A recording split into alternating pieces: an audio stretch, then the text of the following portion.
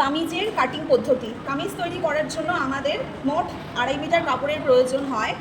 প্রথমে আমরা কাপড়টিকে 4 ভাঁজ করে নিয়েছি। এখানে এই যে উপরে একটা, দুটো এবং এর নিচে আমাদের আরও 2টি কাপড় আছে। মোট এখানে আমরা কাপড়টিকে 4 ভাঁজ করেছি। করে নেওয়ার পর প্রথম আমরা এই যে জোড়া ভাঁজ আছে, জোড়া ভাঁজ বরাবর ঝুল প্লাস 2 ইঞ্চি নিয়েছি।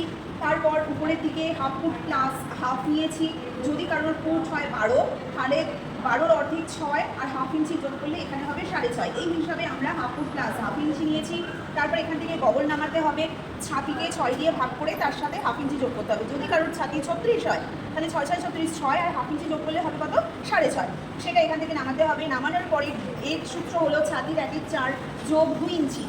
ছাতির 1/4 যোগ 2 ইঞ্চি। যদি ছাতি কারোর 36 হয়, তাহলে 36-এর 4 ভাগের 1 ভাগ হবে 9 এবং 2 ইঞ্চি এক্সট্রা কাপড়। এবার ফিটিংসটা যে যার পছন্দ অনুযায়ী কেউ 2 ইঞ্চি এক্সট্রা কাপড় 2 ইঞ্চি পুরো ফিটিংস করে দিতে পারে। আর কারোর যদি মনে হয় যে একটু ঢিলা করবে, তাহলে 1.5 ইঞ্চি সে ফিটিংস লাইন রাখতে পারে। তাহলে এর সূত্র হলো ছাতির 1/4 প্লাস 2 ইঞ্চি। এরপর এখান থেকে আমাদের সাইড সেলাই করতে হয়। সেটা আমাদের কাস্টমারের যার বানানো হচ্ছে তার আমরা সাইড সেলাইয়ের মাপ নিয়ে নেব। সাইড সেলাইয়ের মাপটা হচ্ছে এখানে বড়দের হলে 14 অথবা 15 ইঞ্চি হয়। সেই 14 যদি হয় তাহলে 14 মাপটা পুরোটা হবে এবং এখানটা হবে 7 ইঞ্চি।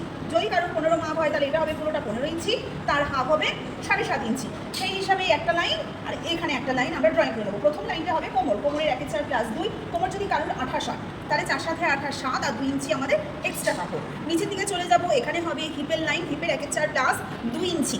এখানে 1 ইঞ্চি হবে সেলাই মার্জিন আর 1 ইঞ্চি আমাদের লুজ। সেটা যে যার পছন্দ অনুযায়ী করে করা যেতে পারে। এখানে আমরা হিপের 1/4 প্লাস 2 ইঞ্চি রেখেছি এবং সেলাই মার্জিন 1 ইঞ্চি রেখেছি। তাহলে ফিটিংস লাইন এখানে 1.5, এখানে 1.5, এখানে 1 ইঞ্চি রাখা হয়েছে। রাখার পরে এখানকার মাপ যেটা হয়েছে হিপের 1/4 প্লাস 2, সেই সেম মাপটি আমরা একদম নিচের দিকে ঘেরের কাছে চলে গেছি, সেটা রেখেছি। রাখার পরে এখান থেকে আমরা হাফ ইঞ্চিতে ঘেরে সেপ দিয়েছি। নিচের থেকে 1 ইঞ্চিতে লাইনের দাগ দিয়ে উপরের দিকে 1.5 ইঞ্চিতে আমরা ফিটিংস করেছি। এটুকু নিচের দিকে করে নেওয়ার পর এখান থেকে বগলের জন্য সোজা লাইন, 1 ইঞ্চি কর্নার করে সেপ, বগলের গোল সেপ দেওয়ার পর যেহেতু এটা বড়দের জামা হচ্ছে, সেই জন্য এখান থেকে পাশের গলা আমরা 2.5 রেখেছি। যদি ছোটো কারণ করা হতো তাহলে আমরা 2 রাখতাম। এবার সেই হিসেবে 2.5 রাখার পর কাস্টমারের পছন্দ অনুযায়ী গলার আমরা ড্রয়িং করে নিয়েছি। এটা যখন কাটিং করতে হবে তখন কী করতে হবে? গলার কাটিং হবে ফুট, বগল, সাইড, তারপর ঘের। এগুলি করলে আমাদের বডির কাটিং হয়ে যাবে।